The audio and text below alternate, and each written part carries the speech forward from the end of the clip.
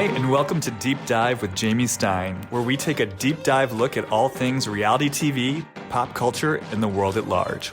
I'm an intuitive and an empath, which means I pick up on the thoughts, feelings, and energy percolating in other people and the world around me. I believe there is meaning waiting to be found at every turn if you're willing to see it. So join me as we dismantle everything from trash TV to high spiritual concepts and learn more about ourselves, each other, and how we're all connected.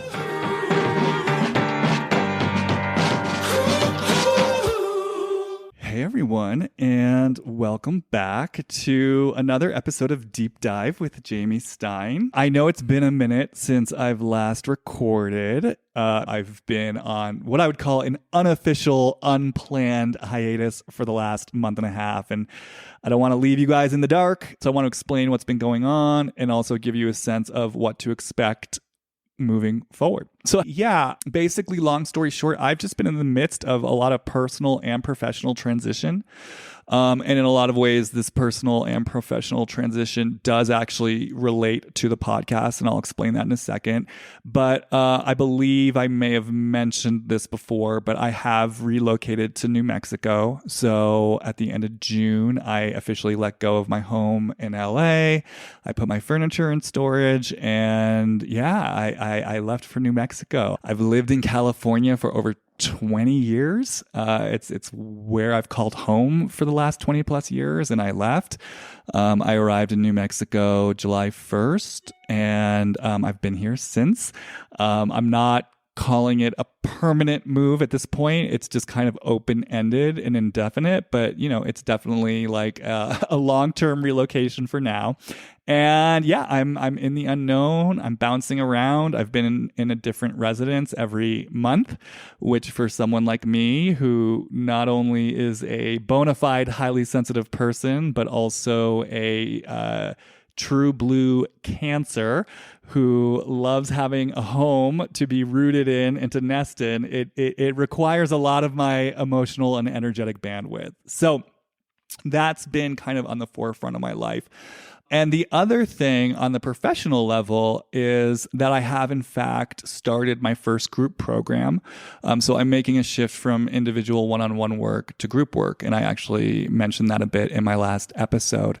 And so a lot of my spare time and energy the past few months has been to the formation of this group program and getting it off and running. And I will say it is going incredibly well, and really deep work is happening already. So I'm really excited about that. But having said that, the reason why this is important to mention for the podcast is that all of these decisions do in large part come from a place in me that really wants to create more time and space for things like recording podcast episodes, for things like content creation. You know, I received a lot of feedback from listeners letting me know that what we explore here really has like an honest to God impact on them. And that's something that I take really seriously. And it's something that I want to continue doing. So I've just had a vision for a while of really being able to have more time and space to create more content and to put it out there. So these decisions that I'm making, both, you know, leaving LA, which just wasn't working. I mean, I literally felt cramped in this overcrowded, loud, dense city. It was exhausting me. So coming to a place like New Mexico, where there's literally wide open space and I feel I can breathe and I can recharge just by stepping outside my front door and wandering around the desert and taking in the quiet. And like I said, making a transition in my work where instead of my energy going into a lot of one-on-one work, I can start to work with more people at once, which is going to free up more time and space. So please do not take this unofficial hiatus as a sign or an indication that the podcast is going anywhere or that I'm dropping out of it. It's actually quite the contrary. The reason why there's been this hiatus, it's directly because of my intention to actually create more content in the future. Now, I don't know exactly when this is all going to roll out. I do feel myself getting back into the swing of things, and it's my gentle goal to be back in my regular bi-weekly schedule by the end of this year. And then, like I said, moving forward, I really have an intention to maybe be someone who releases an episode every week. I don't know. We'll see how it goes. I just know that, like I said, I really do have an intention to create more content, and that's where this is all coming from. On that note, I just want to thank everyone for hanging in there with me. What's amazing to me is that even though my episodes have become more sporadic, the numbers haven't changed and people are continuing to listen. So I can't express my gratitude to people for hanging out in my very inconsistent creative process. So having said all that, I'm really excited about today's episode for a couple reasons. One, we're going to be getting into a franchise that is historically actually my favorite franchise of the whole Real Housewives empire. It is the franchise that actually got me into the Real Housewives in the first place. And yet, because of the timing of this podcast, which started in April 2021, I really haven't had too much of a chance to go deep into this franchise. I am, of course, talking about The Real Housewives of Orange County, because it's been in a bit of a slump for the past few years. So there really hasn't been much of an occasion to maybe dive into it in the same way that the other franchises were calling to me. But as we all know, our reigning OC queen, Tamra Judge, is back, and there's definitely a lot of reinvigorated energy in the Real Housewives of Orange County. A lot of people are loving it. So it felt finally like the right time to kind of dust it off and really give it what I feel is its due in terms of my own heart and reality TV loving soul. So I'm really excited to get into that. And I'm also really excited for today's episode because I feel like we have a very special guest. We have someone who, first of all, has her own incredibly successful popular podcast that's dedicated to all things reality TV and unscripted television. And she also has the added perspective of not coming from Orange County originally, but she's been there for over 15 years. So she definitely has a unique perspective that she can bring to all this as we jump in. Please welcome to the deep dive, Kate Casey of Reality Life with Kate Casey. Hi, Kate. Hi, thank you for having me. No, it's my pleasure. I was saying to you beforehand, I feel like this has been a long time in the making. I know. I actually think you first messaged me after my first appearance ever on Bitch Sesh way back when. Do you remember that? Mm-hmm. Yeah, I do. Yeah, I'm like a nerd. I remember all lots of stuff like that.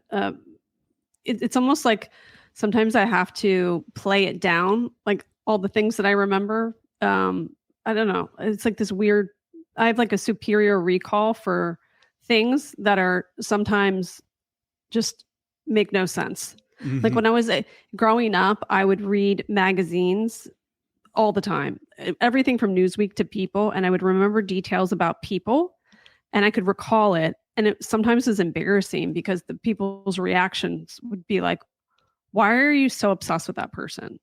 And it's just like I read it once and then it like sticks in my brain and it never goes away. Have you ever explored that? Is that actually like some sort of special skill in terms of memory recall? Yeah, it's actually called superior recall. There's actually a program through the University of California at Irvine where they study memory. And they've deduced that my specific memory is called superior personal detail recall. Oh, that's so interesting. And is there anything else about that you learned, just in terms of, I don't know how Unfortunately, there's no connection to that and IQ. You would think, but actually it's hereditary. And so in my family, the memory is not this, it's not the exact same. But for example, my dad has superior recall for moments in history. And then my grandmother had superior recall for music. She was a musician and she could look at a sheet of music and then remember it. It's so fascinating. What always sort of interests me, kind of like what you're saying, is what I do have great memory for and then what I don't have great memory for, even in terms of reality TV, for example. So with the Housewives, I will remember every last detail of every season, down to whatever. And yet other reality shows, like, for example, Survivor, which I used to be a big fan of. I mean, when I tell you that I would watch a whole season, and once the season ends, like, people would mention the name of the winner, and I would just be like, who? What? Like, what season were they from? So it's always fascinating to me, like, why do I hold on, to certain things. Yeah, certain shows, but not other shows. It is interesting. All right. Well, let me ask you here. I'm so fascinated because you do really have this quite impressively successful podcast, which, I always sort of take that as information that you yourself are probably a very creatively powerful woman and a powerful manifester. And I'm just so curious, how did this even start for you in the first place? Because you were originally in PR, right? Yeah, I went to school. I thought I would work in politics, and I worked on a lot of campaigns. And then I took a job where I worked for a company that represented former senators that had gone back to their law firms. So I ended up doing PR for law firms for like 16 years, doing crisis media and media strategy. And then on the side, I've always loved comedy. So I started this blog, which people don't blog anymore, but I would do recaps of shows, including Real Housewives of Orange County. And I would recap the show, but in what's now called fan fiction. Like, I would make up conversations that didn't happen. It's almost similar to like a Brian Moylan kind of style. So I did that for a while, and then I started getting invited to podcasts. And then I thought to myself, this is something that I could do. This is like right up my alley. And the beginning of the show really, and actually I'm having my 7-year anniversary this weekend, on Monday. Congratulations. The show was actually first like a love letter to reality TV, where I would have an opening and a closing, just like I do have now.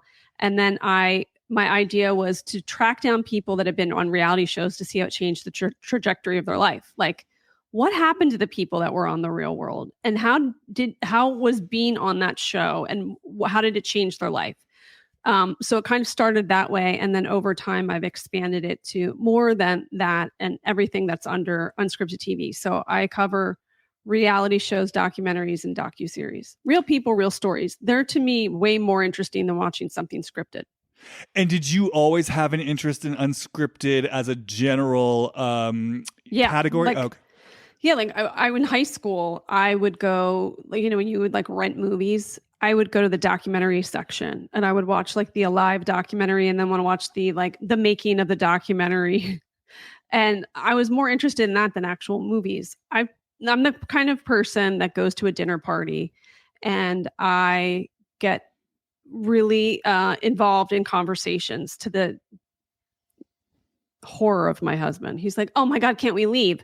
But I start talking to people, and I get like sucked into what I call the KKC vortex, where I want to know everything about you. Mm-hmm. And it's like, we're the only two people in the room, and I end up just having so many great conversations with people because of it. And sometimes people are like, I feel like you know everybody. I'm like, it's because I talk to everybody. And my kids are always like, oh my God, don't let her talk to people, because I just love talking to people and hearing all about their life experiences. And I always tell my kids, like, the more you learn about other people, the more you're going to learn about yourself. So I actually have a rule when they go on play dates. I always say, you have to come back and tell me 2 interesting things about their parents. So I feel like I've just always been really a curious person, but I also think I grew up in a place in the Philadelphia area where people really talk to each other all the time. And I think my family members were always interested in other people too. I find the best kind of people in the world are interesting and interested. Mm-hmm. And was there a moment with your podcast that felt like a real turning point for you, where it just felt like, okay, this is shifting from, I mean, this is an assumption on my part, but maybe something that's a little bit more homegrown or that I'm starting out with, to it's really sort of taking on a sort of life of its own? I think that once I started to do more complex stories, so going from like reviewing The Bachelor to doing docuseries and documentaries as well, episodes where I interviewed people like Amanda Knox, who was wrongfully convicted, or people that are in the center of a scandal or a true crime situation. I think that it kind of pivoted that way, where I think I was giving people permission to explore other storytelling. And I firmly believe the same people who watch reality television watch true crime, who watch cult documentaries, who watch competition shows. I think that we're all just cultural anthropologists, and we're all just fascinated by human behavior. So I get frustrated when people kind of put down reality shows like, ugh, it's like bottom of the barrel. I'm losing brain cells. And I just think, well, that's your loss, because basically you're saying that you're not interested in human behavior. And that, to me, it's like watching this stuff is like watching or being part of like a college course. Mm-hmm. Yeah, that's what I'm always saying. It's, people can sort of turn their noses up at reality TV. I mean, from a spiritual perspective, I'm always just like, but we're creating this, as a collective. This is a part of pop culture. It's a part of the collective consciousness. So you can sweep it under a rug or turn your back on it, but this is part of our waking dream for a reason. And it's got something to say. And there's a reason why so many people are tuning in. There's a reason why we're preoccupied with it. It's holding up some sort of reflection to ourselves and, to your point, to our own humanity. So why would you ever just categorically dismiss something that obviously, like I said, has its foothold in the collective conscious? Like that in and of itself, I feel like warrants being interested in it to some degree, or at least not dismissive of it. And by the way, those same people are like, I don't watch, I'm so busy. I love it when somebody tells me I'm so busy. And then 5 minutes later, they can tell me every contestant on the show who won the last season. They're like, oh, I thought you said you're too busy and too intellectual to watch stuff like that. Well, let me ask you one last question just about your podcast, just because I'm so interested. I hear you saying that it pivoted when you started getting these guests who were part of reality, like docuseries and true crime and whatnot, and that you had an intention to interview people who had been on these shows. And it feels to me, like, knowing very little about you personally, it feels to me like you are someone who just says yes to your impulses and goes for it and makes the request. And I'm just so curious, like, has that always been your process of, oh, I have an impulse, I have a vision for who I want as a guest, I'm just going to put it out there and ask? Or what's that been like for you? Yeah, I just feel like I come across things and I become so obsessed with them. I'm relentless in the pursuit for it. It's almost like a competition. I played college sports. It's sort of like that mindset. Like, I'm just relentless with my tenacity. So it's I don't see it as so much as like this spiritual thing, like I'm manifesting, but more of like a challenge. The challenge of like, can I get somebody? Can I get that person? But also like leaving no stone unturned. Like, I've got to get that story. So there's like an aspect of it that feels very journalistic, although I would not call myself a journalist. But like, I got to get to the meat of that story. I've got to get it first. And was there anyone who was like particularly hard to get that you really fought for? Oh my, I mean, so many people. I mean, sometimes I make jokes that it's sometimes easier for me. The people that you would think would be the easiest are the hardest to get. Like somebody on the Jersey Shore may be really hard to get because they've encircled themselves with all these weirdos that like make them think that they're a movie star. And there's actually all these layers that you have to go through to get to that person. But then other people you would think are really hard to get. And I've like DM'd them or sent them a direct message on Twitter or found their LinkedIn profile, and then they wrote me back right away. So it always surprises me that the people that you think would be hard to get are really not. Well, yeah, that kind of leads me to my last question about all this before we jump in is, if you were to kind of give advice to anyone, maybe not even necessarily, I mean, maybe there are people out there who have an interest in starting a podcast, but maybe, just have an interest in creating something and sort of taking the leap. What would you say are kind of, your one or two most important lessons from this journey? No one's going to help you. You have to do it yourself. Don't rely on other people ever. I'm always stunned when somebody has a new show and they have a team of people helping them. I'm like, you could do this all yourself. You could save the time and resources. It's just about how hard you're going to work. It's just the same as I would have given advice to somebody who worked in PR or law or anything. You have to be the first person to show up and the last person to leave, meaning you have to work harder than everybody else. But if you really like something, it doesn't really feel like work. Basically, I created a job that didn't exist, which was watching reality shows and getting paid for it. It didn't exist. And I had this idea and people laughed at it for like a good 3 years. Like, what is a podcast? It was like a joke. Now everybody wants a podcast, right? You have to believe in yourself. You have to work harder than everybody else and make the job that doesn't exist. You're probably not going to get paid for a little bit. You got to like, don't have these expectations. You're going to make $1 million right off the bat. But if you really like something, it shouldn't feel like work. But again, you just have to work harder than everybody else. Well, what I love about what you're saying, and this sort of goes back to your unapologetic tenacity, I guess I'll say this as someone who, works with a lot of people, I know there are probably a lot of people out there who might get bashful or shy about being tenacious, who might be bashful or shy about like really sort of fighting for the guests they want, not taking no for an answer. And I just kind of love what you're bringing in around that lack of apology, but also what you're speaking to now of, there were people who thought I was crazy. There were people who were laughing at me. I didn't give a fuck. Like I had an idea that I believed in, and not letting any kind of outside interference get in the way of your own creative impulse and inner knowing for it. Yeah. And you'll feel rewarded later when you see so many other people trying to basically create something similar. Then you did something right when other people are trying to create something similar. Right. Well, having said all that, why don't we pivot into the world of Orange County? There's so much to get into. You are someone, I believe you just told me you've been in Orange County for 17 years. Mm-hmm. Yes.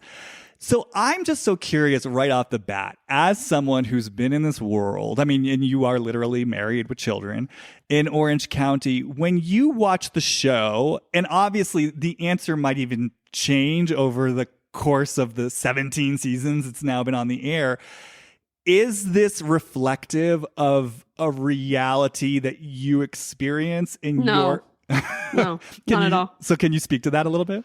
No, and I'm sure people are like, I've heard you say this before, but it's the truth. I should say, I live in a coastal community. Orange County is very diverse. It is a very diverse county. I don't think that's ever represented on the show. There are a lot of pocket communities with very rich cultural traditions. It's not all really, really wealthy either. It's almost like you just drive right outside a couple towns. As you go inland, there can be a completely different socioeconomic situation. So I think people kind of don't understand that when they watch the show. I also think that one thing that they do not really talk about is people's disinterest in going beyond their little small community. So if you live in one town, maybe you'll go 1 or 2 towns over socially. But you certainly wouldn't be friends with somebody in, like, if you live in Dana Point, you're never going to go to Ladera Ranch. And Ladera Ranch people don't hang out with anybody from Laguna Beach. And Laguna Beach people don't even hang out in Huntington Beach. Like when I meet or when I see Heather Dubrow on the show, I mean, I know a lot of them. I've seen them and I talk to them like in the normal world. But Heather Dubrow really is like a Crystal Cove person to me. She just has that look. I know she goes to the restaurants there. She's totally different than Emily. Emily reminds me of like a San Clemente person. And then Gina is absolutely a Coto de Cazo person. So even though Gina is from New Jersey, this is what's so weird about this place is the minute you move here, people just sort of meld into the community that they're part of. And she just totally reminds me of a Coto de Cazo person. So I feel like they miss out on those conversations where Heather would be like ripping on the Coto de Cazo of it all, or, like kind of highlighting that. They make it seem like all of these women who are from very different parts of the county hang out casually. That's weird. People here, when someone meets you, they have this idea of like, oh, they must be from that place. And I feel like they could capture that. And when you say Gina, are you talking about old school Gina who lived in Coto, or are you talking about new school Gina who lives in new school Gina? Oh, really? What makes her Coto? Because obviously we know Coto from the Vicky. The way she dresses, like the way her house is. She just reminds me of like a Coto person is much less branding themselves in luxury. They're more laid back. They're more like true suburbia. I could just tell she's the kind of person that probably hangs out with a group of 8 girls and they'll just like go to someone's pool. They probably go on trips to Palm Springs together. She just has a way about her that I could tell she lives in Coto de Caza. Heather Dubrow seems like a Crystal Cove person because it's like a private neighborhood with like Heather's old house. You had to drive through one gate and then go up like a mile and a half to another gate and then through another gate. She's sort of distant, you know, in the way her personality is. Like people from Crystal Cove are behind this gate figuratively and literally, where they almost like hold themselves like I wouldn't be with the peasants kind of thing. People that make these shows that live within the counties or within the city, so they can pick up on all those nuances. Like if you were to talk about New York, for example, the way like a Brooklyn woman like Cy, there are different nuances to the way that she goes about life, the way she looks at things, the restaurant she goes to, the way she dresses, than someone who lives in the Upper East Side. And I guess if we're talking about Kodo and the Kodo archetype, you know, I just got to ask, how does Vicky fit or not fit into that? Because you mentioned sort of laid back, hanging by the pool. Like, where is she in this Kodo spectrum? The only part of it that she would fit into me is like competitive mom, like suburban competitive mom, where, you know, I'm going to throw the party at my house so I can show off my grotto. She does have a nice grotto. You know, like I'm going to show off what I've built. And I want people to know that I work in insurance and I've created this. I didn't need my loser ex-husband. I built this whole thing. And now look at my house. But she also wants to be like the cool. She was like a helicopter mom who wanted to be cool. She was like conflicted about that. And that's like a suburban mom story, which is great. My favorite part of the first season were the classism issues between Vicky and Lori. Mm-hmm. Like, you work in my office, like I'm the boss. And then how it flipped once Lori met somebody who had money. Because really, Orange County is all about how much money you have, which drives me insane because it's a very materialistic place where when someone meets you, one of the questions they're going to ask is like, how much did you pay for your house? Do you have a boat? You know, what kind of car do you drive? Things that where I grew up, you would never ask. But people kind of choose how they feel about you, or if they have interest in including you in their social circle based on what you have. Like my kids, they're at a new school now, and somebody said to me, well, a lot of people will kind of befriend you based on what they can get from you. Like, can you offer them like a second home, or they can like, you can invite them on a vacation. I was like, so like who you are and how interesting you are, like that's not really important. They're like, no, it's about what you can offer somebody. And I guess my last question about all this is I was re-listening to your interview with Tamra to kind of prepare for today, and which is, by the way, a great interview, and people listening to this should go check it out. But you said something in that interview that was really interesting, where you guys were talking about the casting of the show and where it was perhaps going wrong. And you said there are archetypes here that aren't getting represented. I'm just so curious, like, what would one or two of those archetypes be that if you were casting the show, you would want represented on camera? A Chinese woman, an Asian woman. There's so much Asian wealth here. And I think their culture is so rich here. I tell the story of my kids got like a singing teacher.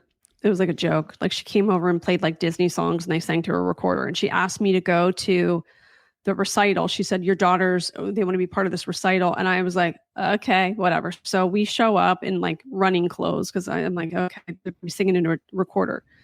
And I show up and it's at this place where there are pianos everywhere. And I suddenly realize it's all Asian families and they're in head to toe Louis Vuitton. And all of the kids that are playing the piano are in like tuxedos and I'm in running clothes. And then they announced my kids that were singing like Christina Aguilera songs. And I was like, I'm so embarrassed. Like, what is happening? But that is like, there's a segment of the population here that is foreign. They're very wealthy. They have a really strong community feel. Like the Asian, like specifically the Chinese community here it would be very hard for an outsider to infiltrate. My daughter's best friend's Chinese, so she gets invited to the parties. So you think that like the Dubrow parties are over the top? Wait until you see their parties. It's just like the most magnificent, magical kind of thing. They go over the top. Persian community is really strong here. Like a lot of people follow Casey Brown and Layla Milani on Instagram. And I'm often asked, why aren't they on the show? And I think they would be great because they're really beautiful. They're very charitable. They're great friends. And I think their like peek into their world would be great. Essentially, when you're casting a show or building a show, what you really want to do is you want to give someone a window into a world that they don't know about. Okay. And so I think those are two examples of like, those are windows into the world that I want to look at. Like, what are their cultural traditions? How do they look at the world? How has their life experience shaped how they raise children and their marriages and their friendships and all of those things? And I feel like with Orange County, you get the same archetype over and over again, where it's like a blonde suburban woman, right? Where it is a suburban story, but why can't you add to it? What is the suburban story for a Chinese immigrant? Infiltrating themselves into a place that's very coastal. What you're saying is really interesting because you're actually speaking as someone who doesn't live there, right? So I don't really know anything about it. You're speaking to why it actually has always been my favorite franchise. Very much for the same reason that I think a lot of other people reject it, where they say, oh, the way they look and the religious conservatism and just the political conservatism. But that's another thing. It only like 2 towns are conservative. Orange County is actually like they voted for Hillary Clinton. There are tons of communities that are not conservative. It's like this one small area that gets that people think everybody's like that. It's not. Well, but for me, I was like, this is why I like to watch the show, because it's like, to your point, I've lived in New York, I've lived in LA, I know what it is to be in a big city. It's like, I want to see worlds and people that I don't normally see. Yeah. So I want to see Alexis Bellino, in her marriage with Jim and going to their mega church. And, I want to see the McMansions with the Tuscan, the faux Tuscan decor, because it's like, to me, I'm like, so I obviously love reality TV. I also love film as well. But the reason why I always loved film was that same reason. Like ever since I was a teenager, I would watch world cinema and foreign films. And I was like, this is part of how I get to visit other worlds and learn about other cultures. And so for me, Orange County was always so exciting because I was just like, even going back to the early days, like the OC Angels. I mean, guys, if you're listening to this and you haven't watched the early seasons of Orange County, it's a must watch. Oh, it's so good. I don't want to digress too much, but like also when you watch those early seasons, you see how patriarchal they were. Like their misogyny was so like Lou Knickerbocker to this day is the most diabolical person I've ever seen on Real Housewives of Orange County. That's literally what I was about to bring up was Lou Knickerbocker. Yeah. And the fact that he ordered like a Thai mail order bride and then again, for anyone who hasn't watched it, Tammy Knickerbocker was one of the cast members. Her ex-husband was Lou. They had 2 daughters together. And this guy, Lou, would tell his daughters, don't work. You don't have to worry about working a day in your life. I'm going to provide for you. You're going to be independently wealthy. I'm going to leave you everything.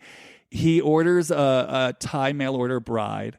And then ultimately, between seasons, at some point, he has a heart attack. And the rumor is the bride, the wife, basically let him die. Oh, probably. And then it turns out he had left her everything, left Tammy and the daughters nothing. And then they were just basically screwed. And then he had this energy drink and he gets all of these young girls to be like the models. And it was very predatorial. It was very uncomfortable watching it. No, that's why I think Lou Knickerbocker even popped in my head, because you were talking about like this. We were talking about this world that I'd never really seen before, like things like the OC Angels. Well, and also the question of like, if you have that much money, like the idea of the gates opening and you're like, you're going to go to this world, and people would think, oh my God, they're living the life. They have these mammoth houses, but it's just cracking the door open And in the Knickerbockers case, that was actually the gate to their home, the one that's used at the beginning. Oh, right. That was their gate. And so the metaphor of like, you're going behind the gates, you're going to learn. The reality is just because you have money, there are all of these awful things that still come in life, despite how much money you have. I guess this is probably a perfect segue, right, into Tamra and this current season of Orange County, because, you know, I mean, I can't help but think of her as you're talking about, like, this idea of, like, you know, getting a glimpse behind the gate and then sort of seeing the truth behind the facade. And I mean, I think we'll get there, but obviously, you know, Tamra is interesting for all sorts of reasons, but, you know, she is someone who I think it was ultimately revealed was really in, you know, what I always consider an abusive marriage. I mean, I don't know if that for sure. Yeah, I mean, emotionally abusive, energetically abusive. And that's always so interesting to me. I mean, I feel like it gets talked about in terms of we witnessed her journey in leaving him, but I also feel like it never really gets dwelled on that Tamra, who is, you know, by all appearances and tokens, she is an outspoken, fiery, tempestuous woman. I mean, that's why she's got the reputation she does. And yet she was in this marriage to this man where she was really controlled and really scared to speak out. And that's so true to a lot of suburban communities, or I mean, actually really any community where sometimes the person that is most outspoken is privately suffering the most. Like that juxtaposition of her calling people out and being combative, but then she goes home to a home where she has to be subservient. Like there was a scene I talked about in that episode with Tamra where she was in the closet and she was choosing outfits to wear. And the way he's like controlling her, telling her what she can and cannot wear. She's a mother. She was in her 40s and he's like controlling everything down to the way that she dressed. And then when they're in the car ride on the way to the finale and she says, I want a divorce. It was like a real shift where she had, for the first time in her marriage, really asserted her own power. I think a lot of people watch that show because they saw themselves in her.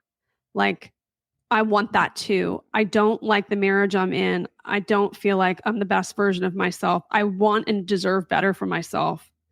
And I think people really connected to that story. Sure, it's like you've got these houses and, you know, all of this other like materialistic stuff, but at the core of it really was a very common tale of the plight of women who often get married and have children and find themselves in a place where they're like, it's now or never. I've really got to leave at this point. Well, what really stood out to me in the episode that you did with her actually was when she talked about how prior to the show, she never hung out with girlfriends. She never just had, she literally said, like, I never just went and had meals and hung out with girlfriends. Like, I'd have lunch with my mother. And when she said that, that was a real moment for me where I was like, but wow. Don't you notice that a lot of women say that on these shows? Like when the first girls trip comes up for any Real Housewife, a lot of them will say, yeah, that's not something that I ever really do. This is going to be the first time I'm with friends. That is like, oh, then, you know, this is one of the reasons that like we want to explore this, because this is the first time you're really going to have a better sense of like who you are and where you want to go. I remember there was this one mom from the school that we used to go to, and she told me she was looked at for the Housewives. And there were a couple things where she said I was like, ooh, you know, when like the hair raises on the back of your neck, like one, she said, it was like 5 o'clock. She goes, oh, I bet you need to get home soon. So you can make dinner for Dan. He's probably expecting it, right? And I went, I mean, I don't even know what he's doing for dinner. Like, what? Like, huh? And you could tell like that's her life. Like she's so controlled by her husband. She has to be at home making dinner for him. I was like, we're in like the year 2020 or 2021. Like, really?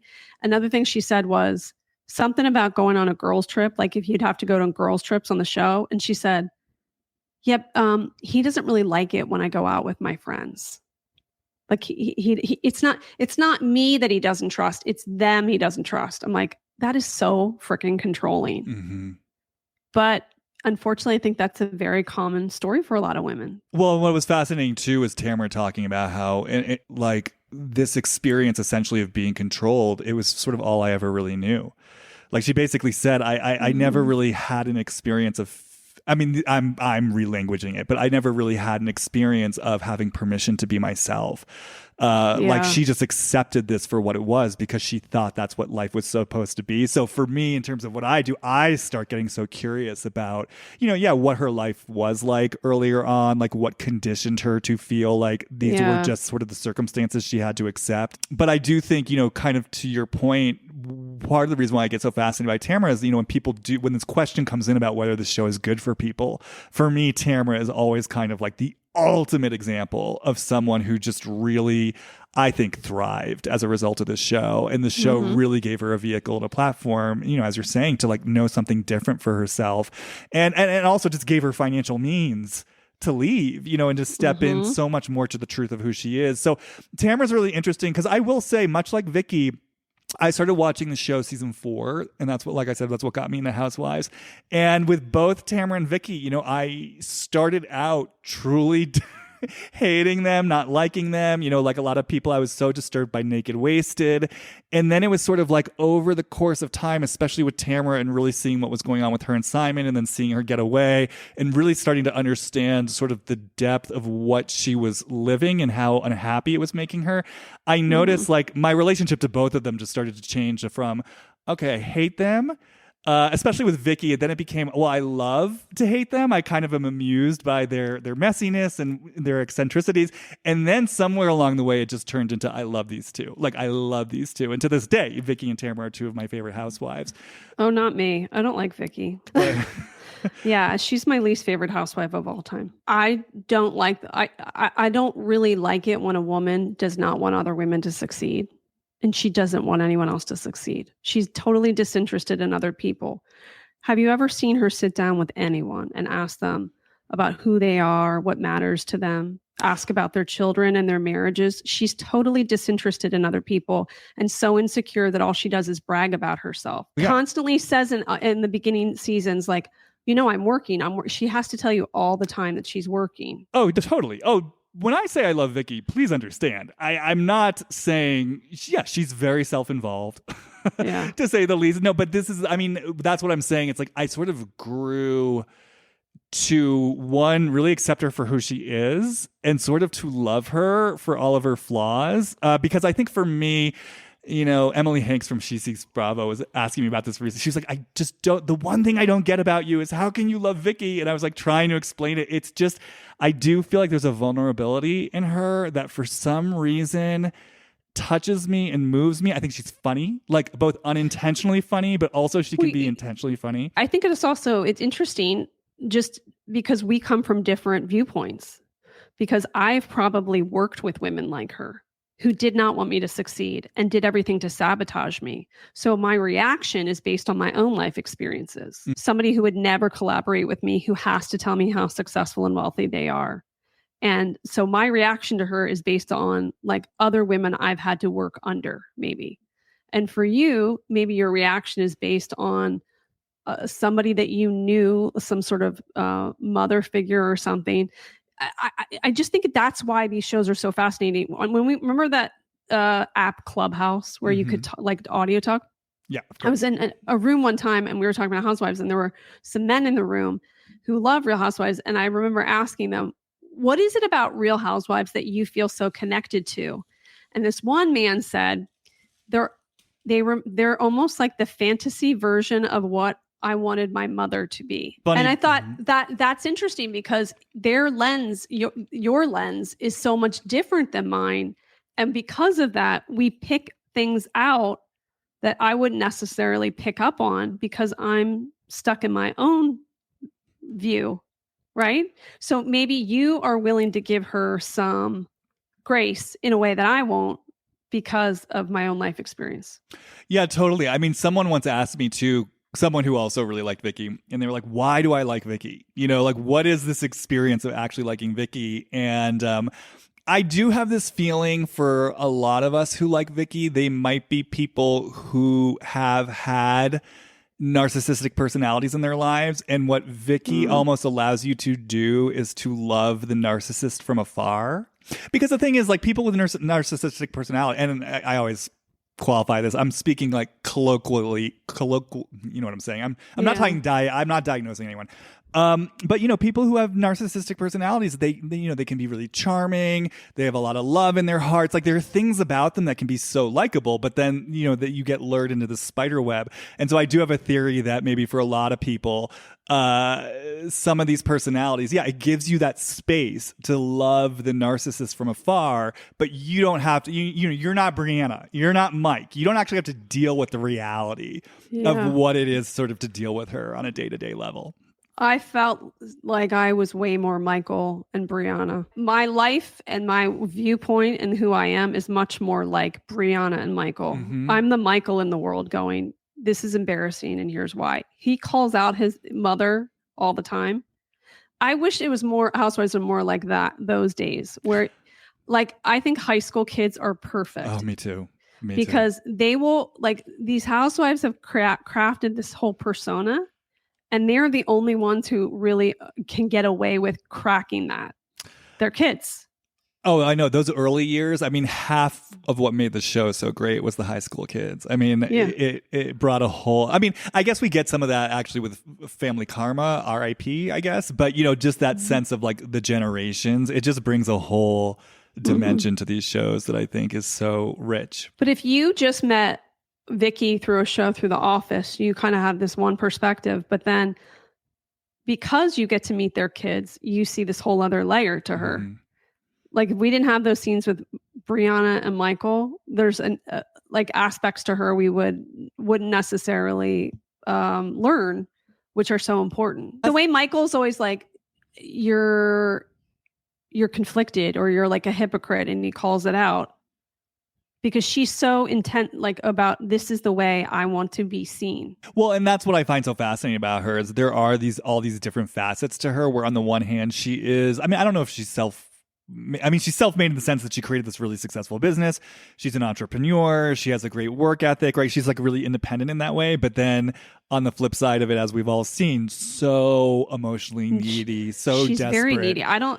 She's codependent, but wants to present herself as this independent woman. Yeah, there's a lot of conflict there. So this is why I've always loved watching her. I'm like, this woman is fascinating to me. But let's head back to Tamra and let's go into this season because, I think, for me, the jumping off point, just as maybe if we sort of go in chronological order with the season, is I was so immediately taken by how things started to play out in her relationship with Shannon. Particularly because, so I think for anyone who's listening to this, I'm sure you're aware, it's like, Tres Amigas, they were all so close, right? Then Tamra and Vicky get fired. And, the story, according to both Tamra and Vicky, is once they were fired, Shannon kind of dropped them like a hot potato. And, Tamra was incredibly hurt by this. She was sort of vocal about it. And then she sort of comes back on the show.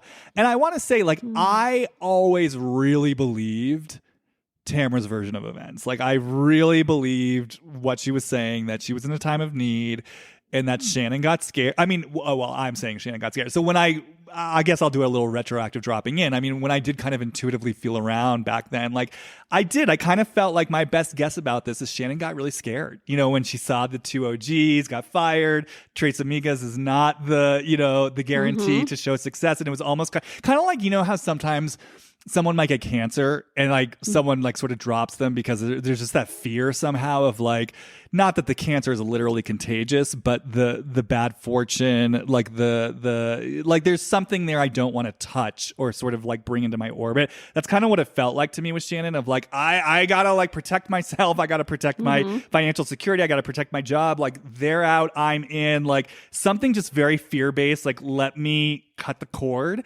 But I really believed that. And I really felt Tamra's hurt and I really felt Vicky's hurt.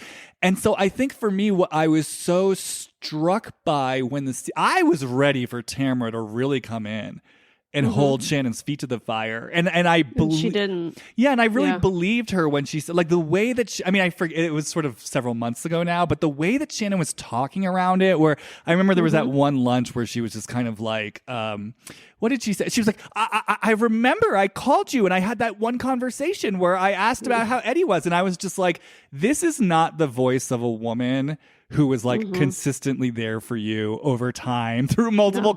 This is someone who's like cherry picking, like, oh no, see that one text I sent where I asked you how you were. Oh, look, you didn't respond to that one. It's like you are justifying what you did. And so I think when I saw Tamra so quickly kind of not like change her tune, but kind of like soften in this way where it almost felt like Tamra was the one who was overcompensating and just be like, Shannon, I'm so sorry. Shannon, I'm so sorry. Shannon, I'm so sorry. Shannon, forgive me. Shannon, forgive me. I was really struck by that. I was disappointed, honestly. And I was struck. And I was just curious, like, did you have a take on where Tamra was coming from in all of that and why she pivoted so severely? Two things, I think, for the sake of story moving along. I mean, she does have a really good sense of like what makes a good show. And maybe she felt like, especially I think for her watching the season before where she was not on, she was like bored out of her mind. Like, what is going on in the show? Like this is not the show that I was on. So what part of it may have been like, for the sake of storyline, I'm just going to move on. But also then you go back to, what were the conditions of her like origin story? Like, does she just give up easily when she realizes that a narcissist is not going to like back down? Because I'm sorry, but Shannon and Vicky are just totally self-consumed. That's a really interesting connect. Okay, because I was exploring a little bit about like what is it in Tamra and Shannon. I'm sorry, what is it in Vicky and Shannon that Tamra's drawn to? Because those relationships, you know, I got a lot of questions when I kind of said, well, they're like I'm sorry, they're like Simon. Well, this is what's so interesting. So it always has to be on their terms, and she's moving around them to accommodate them all the time. Vicky can be an asshole, and Tamra just kind of accepts it. Yeah, well, that's what's so interesting. So when I first dropped into this, what I initially saw from Tamra towards Vicky and Shannon was kind of like they are authentically themselves, and like that feels safe to me. You know, because like Heather Dubrow, for example, as we all know, I mean, it's very cultivated. And there was something with both Vicky and Tamra being so vulnerable, wearing their emotions on their sleeves. Even when Vicky tries to be calculating, she's so bad at it because she can't really hide what she's doing. And so my first hit as Tamra was like, I feel safer around people, like good, bad, and the ugly. If you are who you are, that's where I feel safe. That's what I value. And there was something about the two of them just being so authentically themselves, for better or for worse. Whereas Tamra, it's like, I can trust this. I know where I stand with them. And that feels safe and good to me. But you're bringing in something that is really interesting, which is, yeah, they both do have this kind of narcissistic bent where she is constantly contorting herself. They're the kind of people that probably call her every night and they whine about things, complain about things for 2 hours, and she just eats it. I think she's a person who's been conditioned to just eat it, just like take it on, which is in direct conflict for what everybody else thinks is a woman who's maniacal and conniving and has to be like pulling the strings in the background. But that's what's so interesting because, and we'll get there, but you know, I think she does consciously or unconsciously pull the strings in the back. Like there is this kind of contrast in her personality, like I was saying earlier, where maybe she likes it. Maybe she likes chaos. Some people just like chaos.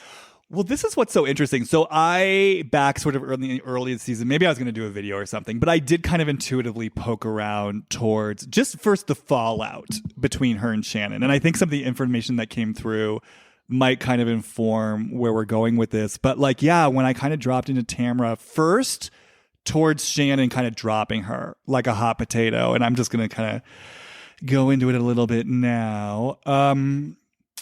Yeah, it really was this feeling of like, I feel used. Like I got used. Like I was kind of, to your point, I was there for you. I betrayed all sorts of boundaries. I took your calls morning, noon, and night. And it is kind of this feeling like I thought we were in something together. And now it's just like the second that I need you and I'm in a certain place, you're gone. And it's like, it really is that feeling of like, I almost felt like we had a contract together, like there was an understanding between us, and now you're gone, and I'm here with this empty space, and I feel completely used. And like that quality of like that word, like I was used, I don't know, for whatever reason that feels so alive to me for Tamra. And then when I kind of went further with it of like Shannon's response to the controversy, because Shannon was kind of like, well, I don't know what she means. I don't know what she's talking about. Like, well, but she also doesn't seem like somebody who ever apologizes. Well, that's kind of her MO, right? The women have talked about that. She kind of plays dumb, right? Like that's sort of one of her defenses. And so when I took that in as Tamra, like that, I mean, even just, I just closed my eyes for a second. I could feel it. I just felt the outrage. It's almost like when I take in Shannon sort of playing dumb and sort of not even, it's almost like it's like as Tamra, the way I experience it is like you're not even directly engaging with me. It's almost like as Tamra, I see Shannon almost like as a blind person who's like got her eyes closed and her ears shut and she won't sort of take in what's happening. And as Tamra, it's kind of like I just feel this rage. It's like see me and hear. It's like you're not taking me in. It's certainly part of it. And it's like you're shutting me out. And it's like, I just hear this voice. It's like, see me, hear me. Something happened here. It's like this energy of I'm just getting ignored. And what I have to say is getting ignored. And it's almost like as Tamra, like I could be okay with this if you came at me with fire and intensity and we're like, you're full of shit, Tamra. Like, no, I didn't. And like, at least then we can kind of be in some kind of relationship. But the fact that you're playing dumb makes me feel... Well, I mean, I think that's probably why you can understand, or I listen, this is based on nothing but my assumption, but it seems like she's very good friends with Teddy now.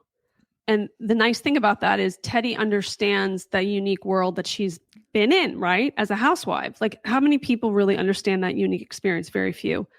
But she's probably getting from Teddy what she never got from the other two. Like I'm assuming Teddy's the kind of friend that checks in on her and, you know, how are the kids and how do you feel about this? And I don't think she necessarily ever got that with Shannon and Vicky. Yeah. I had an impulse to drop in from Tamra towards Teddy. I'm just it is interesting though. Like when I do drop in, I mean, I agree with you. I think there is like a really close friendship there. Take it or leave it, based on my limited information, I do get this kind of hit though, that she still feels safer with Vicky and Shannon with Teddy. Well, they do share similar ages, so they have similar references, and they've also known her a lot longer. But it's almost like for me, the quality of it is sort of because I hear what you're saying. Like Teddy, I mean, I know a lot of people don't like Teddy, but yeah, when you listen to Two T's in a Pod, like it's clear, like Teddy is a very devoted, concerned, and thoughtful friend. And I almost just kind of got this flash as Tamra of like I don't, you know what I mean? Like I don't know how much I fully trust this. Well, what's sometimes funny in life too is like the one thing that you want and then you get it and you reject it. Like for me, I was kind of overlooked by my family, so I just so badly want to get recognized.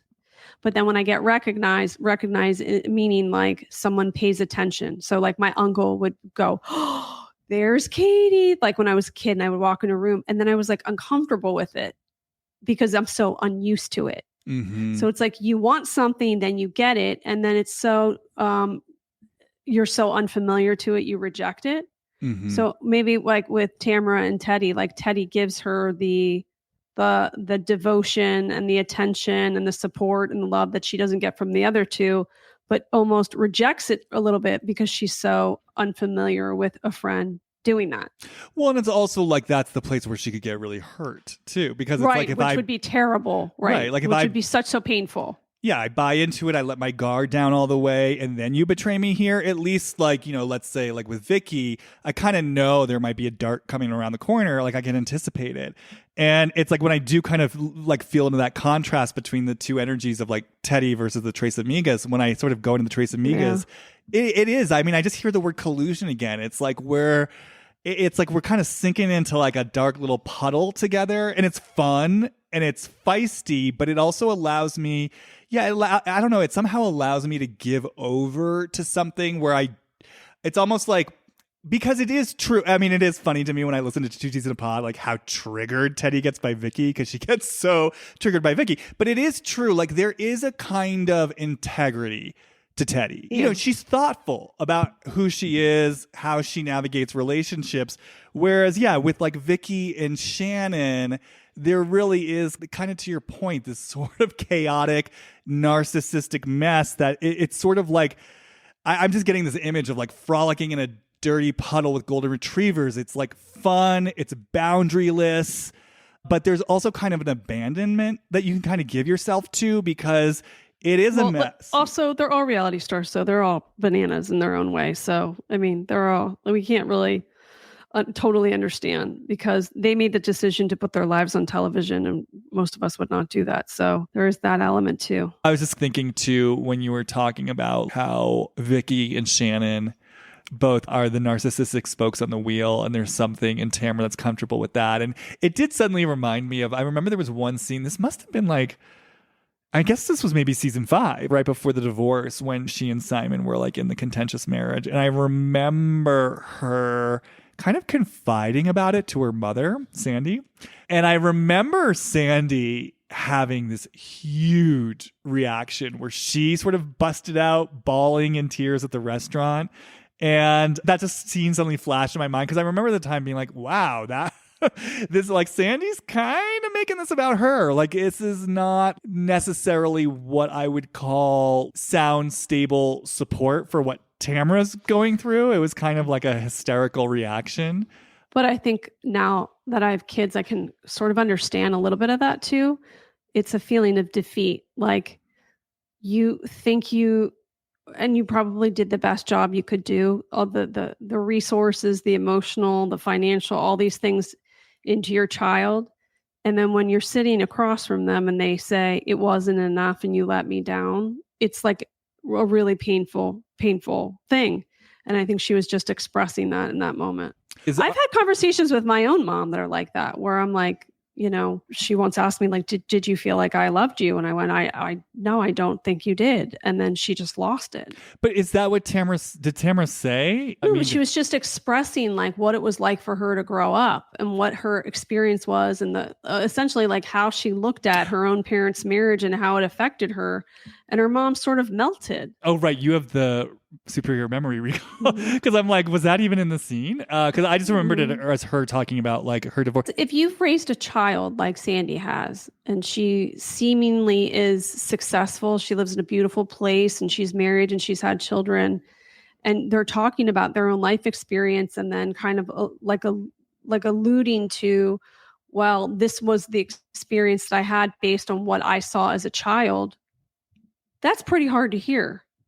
Like, you may have had these decisions that have ultimately really affected yourself and your children and were deeply painful based on what I showed you as a child. She's questioning like every decision she ever made, and she feels defeated because she did the best she could.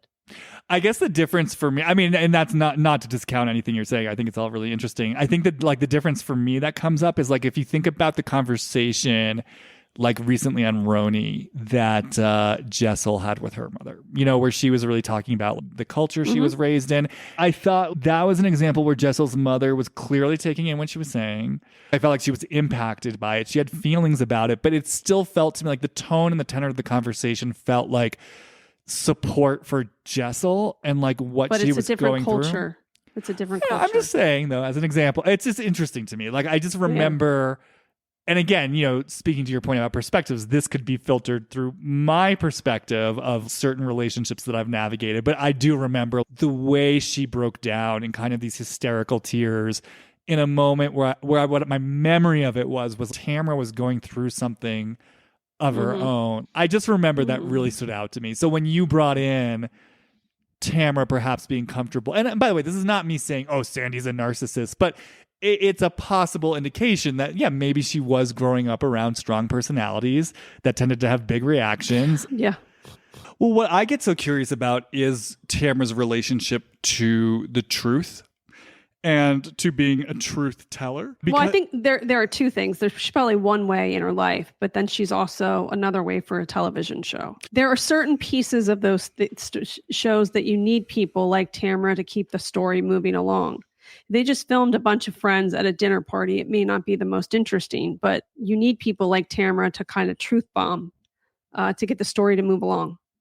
Well, that's what I think is so interesting, because she actually has said on Two Teas in a Pod, she's literally said, I'm not different on the show than I am in real life. Which I don't know her in real life, but I want to say I experience her very differently on Two Teas in a Pod than I do on the show.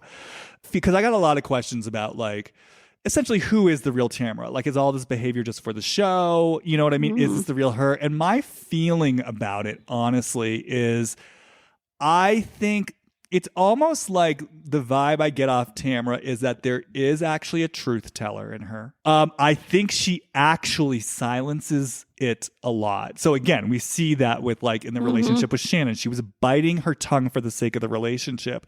So it's almost like the vibe I get off Tamra is, because the thing is, she does see things, you know, and she is that woman who will call things out. And it feels like she gets really agitated when she sees things that are disingenuous, like Gretchen, for example. Like, I'm seeing you present one way for the camera. I know something opposite's happening.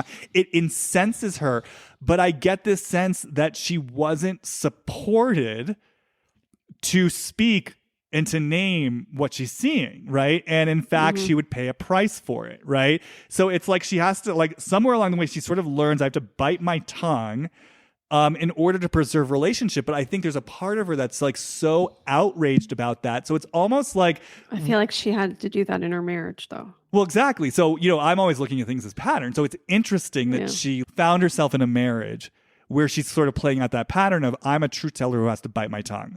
I'm a powerful woman in a Spitfire personality who has to sort of keep myself small, right? And then the rage that happens as a result of that. So to me, it's almost like what happens with the show. The show, to your point, is like this vehicle where it's like, oh, we're supposed to bring out the dark truths. We're supposed to air people's dirty laundry. We're supposed to call people out. And it's almost like, you know, when I kind of orient her towards the show, it's this sort it's the sort of spirit of, like, I get to just put the blinders on.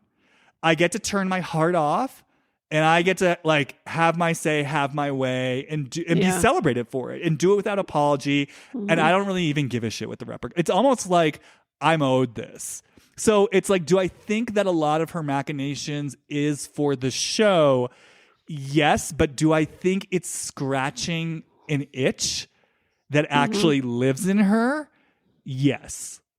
Does that make sense? Very much so. And I think, you know, because I think a lot of people have been confused about what's sort of going on with her and Jen, you know, this season. And so for me, that almost kind of, like, when I sort of explored that felt like a prime example of this, where it really did feel to me like when Tamra's looking at Jen, there really is something in her that's sort of looking at her and saying, there's a way in which you're full of shit. Like, I don't buy what you're selling. She does think she's full of shit. She thinks she's full of shit. Same. She's like, you don't belong on the show. You are faking this relationship because you think this is how you can stay on the show. You know as much as I know that this guy is not into you. He's probably sleeping with other people.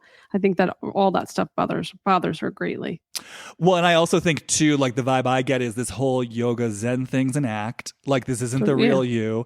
And again, like, when I drop into it, again, what always comes through is I don't feel safe. There's something about safety and truth. It's like, I don't feel safe around you because I don't believe a word you're saying. But then what happens is it's almost like, I think what Tamra avoids, because we all saw it, right? And it was so convoluted that I can't even, like, parse out what happened. But it's like she starts whispering about things to other people and getting other people talking about it. And then she waits till things are on camera. And, you know, this is the kind of stuff people point to. And they're like, oh, Tamra's a producer and she's manipulative and she's trying, you know, this and that.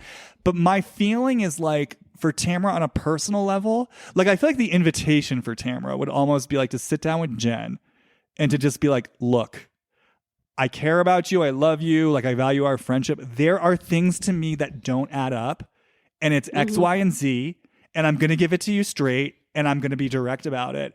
And I feel like Tamra's impression or her experience is, if I do this, like, I'm going to lose the relationship. I'm going to be disbelieved. I'm going to be made the bad one. And there's something about that that's like intolerable to her. I mean, even saying it, like, especially I'm going to be made the bad one, I feel this like rage start to build in my chest. Yeah. So if I trust this, it's like it's some sort of like history around like my voice of truth. Not only like was it not heard and received, I was made wrong for it. I'm not going through that again. Maybe this is where I betray myself in relationship. But again, the truth matters to me. I want it out. I'm pissed about, like, I've got an axe to grind because I've got something to say that's true. But rather than bringing it out directly and risking that disconnection and risking being made the bad guy. Oh, I've got something else to say about this. That's interesting. Rather than being made the bad guy, I'm going to kind of play it safe by bringing the truth out, but in this really circuitous, kind of manipulative way that feeds something in me, but kind of allows me to like stay safe from whatever. I agree with you. Mm-hmm. Well, the thing that just came in that was so interesting, because again, I'm always looking at things as in pattern. So I think like we draw in people, places, and events that reflect patterns in our lives. And so from a spiritual perspective, I feel like we draw it in order to work through it and sort of to heal what needs to be healed. So, you know, the fundamental, like, you know, examples like, oh, I always date my dad, or no matter how I change a job and I end up in the same place. It's like the universe is kind of asking us to really look at something. And what came in when I was saying I'm going to be made wrong for bringing out the truth, I was suddenly like, oh my God, that played out on such a huge level with that Gretchen conflict, right? Because it's like, and I'm saying this as someone who 4th season, I didn't like Tamra because of how she treated Gretchen. Now, I believed every word she said about Gretchen. It's not that I thought Gretchen was telling the truth. I knew Tamra was telling the truth. It was the vitriol with which she went after Gretchen. But the reason why I'm saying this, it's so interesting to me. It's like, here she is again, kind of like, I'm fighting for the truth. I'm fighting for the truth. I'm fighting for the truth. And then she gets made the villain. Now, again, I think she played a part in that in the way she went about it. But from a place of pattern, isn't it interesting? Like, there it is on like a televised scale of I go after the truth and I'm made wrong for it. And I just have this feeling in terms of early experience, that's something she's sort of been navigating inside of herself for a long time. I think so too. So where are you with Tamra and Heather Dubrow? I mean, I just think they're coworkers. Because I definitely got a lot of questions about, you know, what seems to be Tamra kind of setting Heather up for the fall. Like, there's a lot of conflict right now in the season. I think a lot happens off camera about most of the stuff that angers them, or about things that happen off camera. Like, how come you get more time off, or you're not being honest about all the layers of your life? We can talk about these things, but we're not allowed to talk about those things on camera. And they know things about each other, but they're not necessarily friends. And that, I think, makes it difficult to watch things unfold. If there was a pre-existing relationship, it would flow more. But because they act like coworkers, it just feels disconnected. And I have a hard time imagining those two ever have a really in-depth, deeply personal conversation about things that are upsetting them in the world. It just feels like they show up, they clock in, they leave. Do you think that they ever had a genuinely close friendship? No, I think they have nothing in common. So you think it was just kind of an alliance for the show? Yeah. Do you think they believed it was a real friendship? No. Oh, that's interesting. I feel like Heather's checked out. Like, she's not really into the show anymore. And they're like, let's be honest, they're not her friends. That's kind of part of my not loving the season as much as everyone else is that, again, for me, I think it's just the fact that so much of this just feels like it's about the machinations of the show, because I agree with you. It's like Heather's not really a fit in this group. And it's what's been so interesting to me, though, since Heather came back last season, I have experienced her somewhat differently than back in her heyday of being on the show, in the sense that, clearly, I think getting fired humbled her, and then I think obviously pretty close to being an empty nester is, it's its own process. And like all of us, she's obviously getting older. And I just, since she's been back, I have felt more humility in her, in the sense of she feels a little bit more lost to me. Like, I feel like back in the heyday, because the season before she held all the power, everyone was kind of moving around her. Now they're not. And I think the ego of a reality star is very fragile. But I felt it even last season. I mean, I was sort of what's the word, on the fence about the scenes with her kids. Like, I felt on some level they were very self-produced. Like, you know, I'm bringing my family on the show and I'm showing myself as a mother. And I also thought there was like a genuine warmth and sweetness to them. Like, she clearly loves her kids a lot. And I remember her sort of talking to her kids like more vulnerably and creating space for their vulnerability. And I remember feeling like this feels a little bit different than the woman from 5 years ago, or however many years ago it was, who had all the answers and knew everything and was sort of.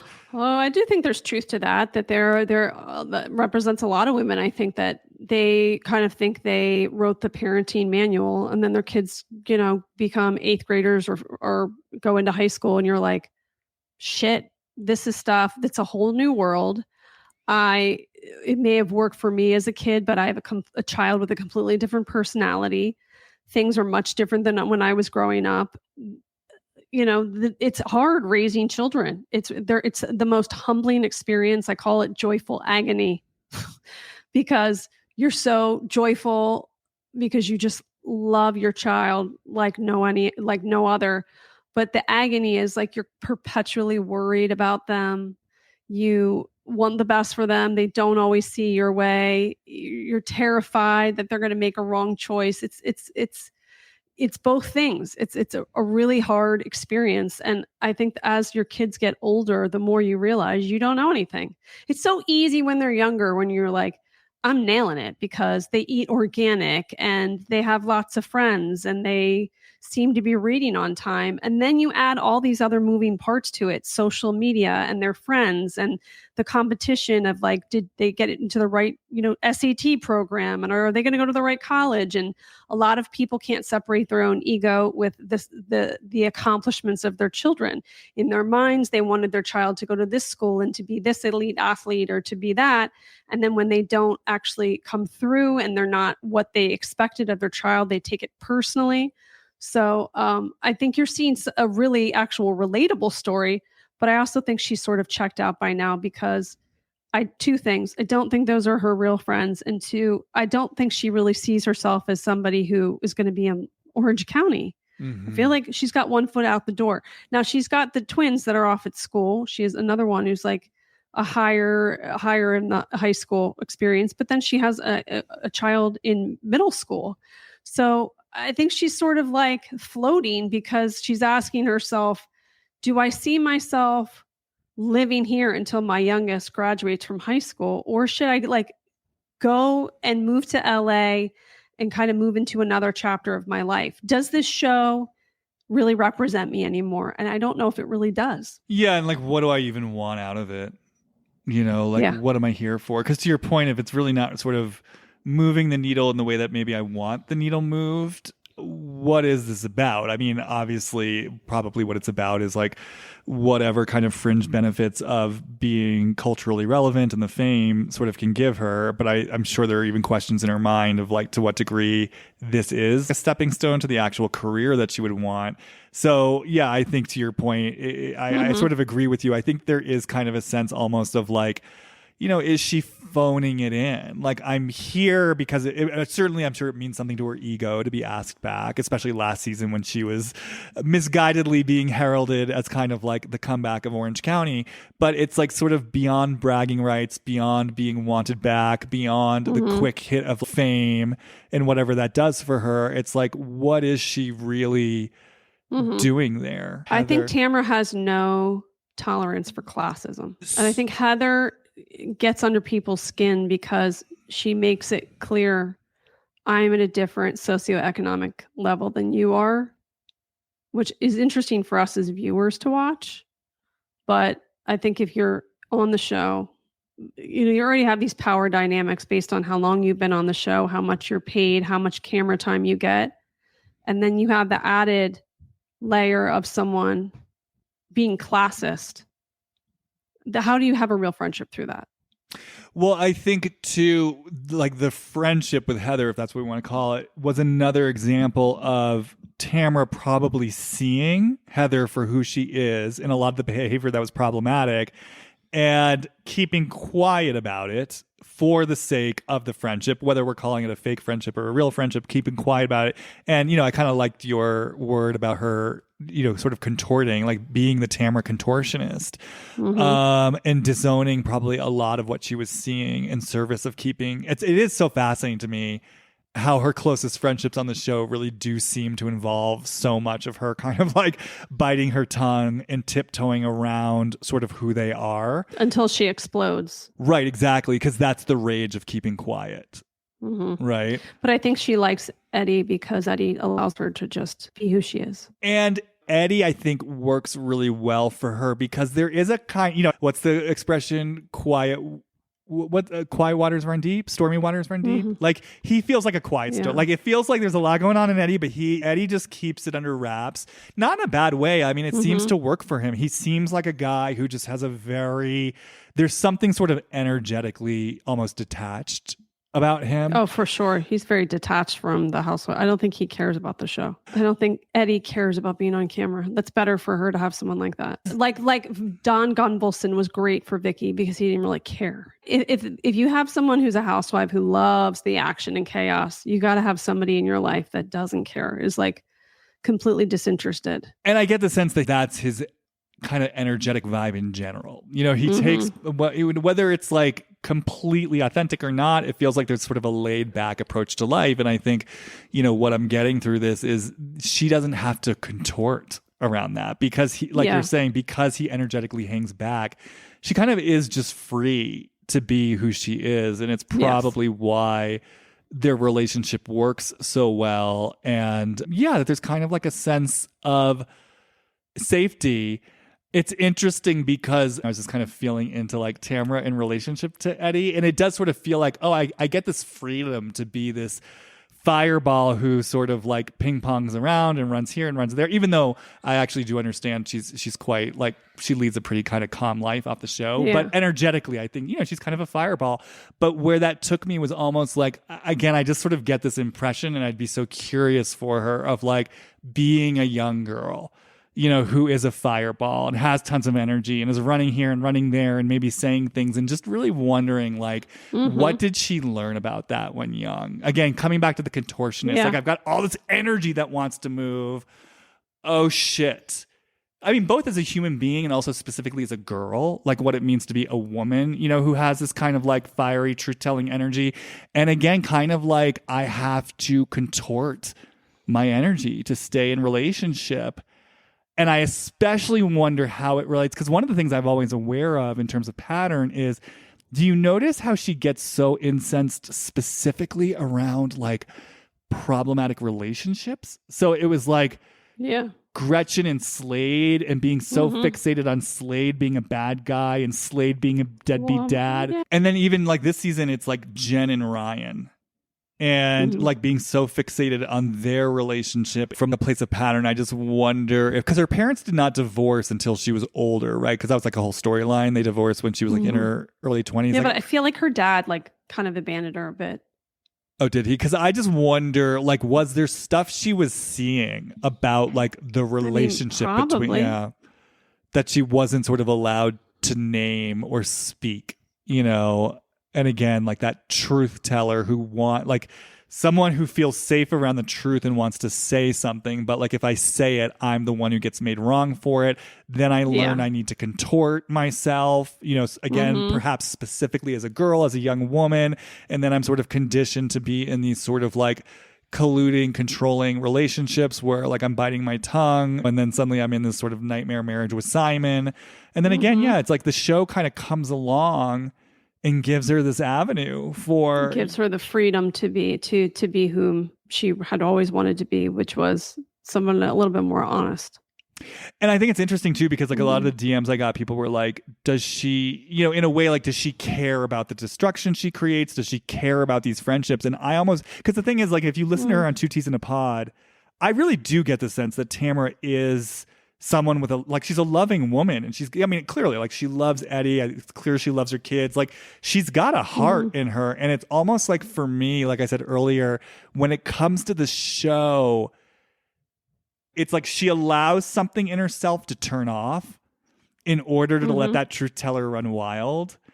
And it's almost like I said before, I feel like some part of her feels like she's owed this. But what's interesting to me, it's almost like the true risk for her that I think she wants to avoid is if she were to bring her heart in with the woman who also tells the truth and calls things out. And again, I feel like that's where she could get hurt, because like if her intentions are good, again, and she really sits down with someone and says, look, I care about you, but this is what I see and I want to be in relationship with you. And then they fucking pull a Shannon, you know, and they're out, or they pull a Heather who can't hear it and they're out. I just sort of feel for her where it might take her to this young childhood place of like, oh my God, I'm getting left again just for telling the truth, just for being who I am. And to the child, it's intolerable. Yeah. The other thing that's sort of interesting, just like as my mind is grazing all this and like thinking about that notion of Tamra maybe being more of a free spirit who has to be a contortionist. And then I sort of, again, go back to Gretchen. And I definitely think part of her was triggered by the disingenuousness. Like, you know, Gretchen not being true to who she is. Like I said, I think that makes Tamra feel unsafe, which is so interesting to me that I keep coming back to that word. Like, I don't feel safe here if the truth is not being told.